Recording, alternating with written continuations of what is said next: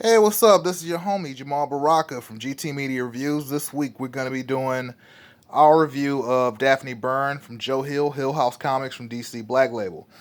I don't really have a lot to say about this issue, and that'll become apparent as the review goes on. But I just wanted to take some time and give my thoughts on this book, and I'll also roll listen to the other Hill House books I've read. So far I've read Daphne Byrne. I've read Basket Full of Heads #1, and I've also touched on uh, the other one, Dollhouse Family, and I have the same general impression of all of these books. They aren't bad. None of them are bad, but they are paced for the trade. So right now, I really can't give a recommendation for any of them because if you read this first issue, what you're gonna get is the premise of the story, the pitch, and then it's gonna end right when things get interesting. So a lot of people that I know will say, "Hey, you can't drop a book after the first issue," and that's a fair complaint to lob at somebody. But my counter to that is that these books are $3.99 each, and by the time you'll get done with the series, you will probably be racked up about a $35, $40 worth of charges for one series. So I think it's unfair for DC to put out these books and they're all paced for a trade paperback. You might be into that. Not everybody's into it. I'm only doing it because I have this my blog and my channel that I make content for. But other than that, I probably would have said don't read this and wait for the trade. Um, this particular book is by Laura Marks and Kelly Jones and Michelle Madsen. I think that's probably the colorist. And what you're doing, you're following a young girl. She lost a parent in the past, recently, and it devastated her family. She's very weird and she get picks on in school, and she has a strained relationship with her mother. Her mother's also traumatized by the loss of her husband.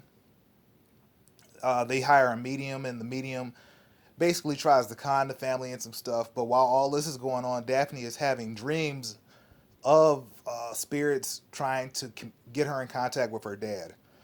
So when the book ends, I won't spoil all of it. Basically, she's given a way to get in contact with her father, and that's the cliffhanger.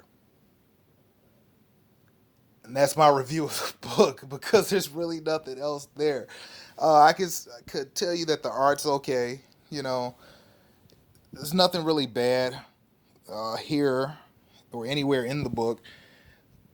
Uh, Nothing much creepy or scary happens, but again, looking at the book as a whole and just flipping through it, I don't know what you guys are interested in, but none of this is really interesting.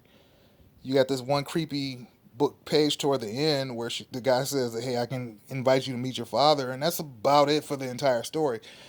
So I just want to say again that I'm a big fan of horror and suspense mystery stories. So when I get books like this, I'm only signing up because I'm looking for something that's going to either be scary, shocking, or interesting. The premise for this one is kind of interesting. The premise for all of the Hill House books are kind of interesting. But there's not enough material here for me to justify a purchase right now. So if you're interested in checking out these books, I'm sure they will develop into fine horror stories that you can, probably go back to over and over again.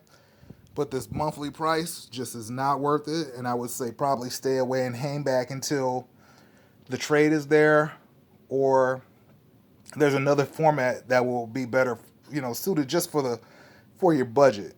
Now, another thing I want to mention is that DC Black Label also has the oversized books that they put out with the DC superheroes like Batman Damned or the Superman one or I think it's Wonder Woman at Earth's End or something like that. And they're like oversized books that are like 48 to 64 pages.